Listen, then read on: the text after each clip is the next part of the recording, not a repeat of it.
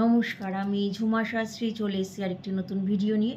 ভিডিওগুলি ভালো লাগলে অবশ্যই সাবস্ক্রাইব, লাইক, শেয়ার, কমেন্ট করবেন। ভিডিও শুরু করার আগে গণপতি বাপ্পা এবং দেবাদিদেব মহাদেবকে প্রণাম জানিয়ে, গুরুদের প্রণাম জানিয়ে শুরু করছি।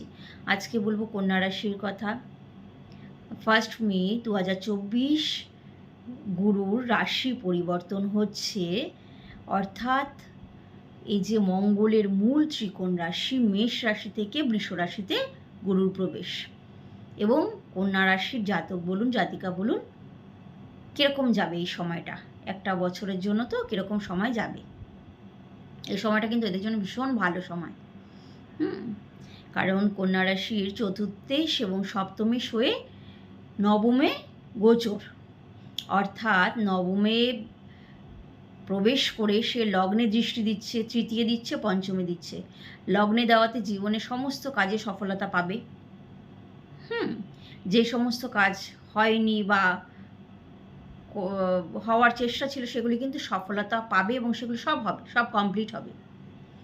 তৃতীয়তে দৃষ্টি দিয়ে কি হবে না, তাদের সাহসে বৃদ্ধি হবে, পুরুষার্থ তারা করবে, করে সমস্ত কার্য সম্পন্ন করবে তারা। আর পঞ্চমে দৃষ্টি দিলে কি হবে, যাদের সন্তান সম্পর্কে সুখবর পাবে, যারা বিদ্যার্থী তাদের কিন্তু বিদ্যাস্থানে মানে জ্ঞানে খুব ভালো সফলতা পাবে বা জ্ঞানে বৃদ্ধি হবে বা পরীক্ষায় সফলতা পাবে পঞ্চমী দৃষ্টি দেওয়াতে।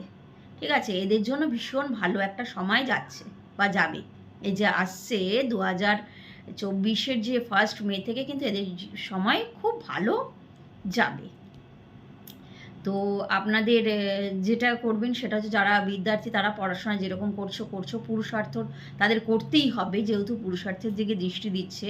পরাক্রমী হতে হবে, সাহসী হতে হবে, এবং যে সমস্ত কাজ যাদের পেন্ডিং রয়েছে তারা সেই সমস্ত কাজ সম্পন্ন করার জন্য চেষ্টা করো, অবশ্যই সফলতা পাবে, সফলতা হবেই হবে।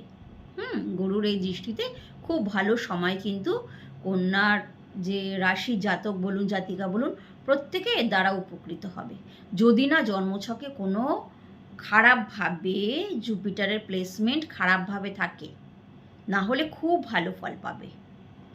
ঠিক আছে, নমস্কার, ভালো থাকবেন।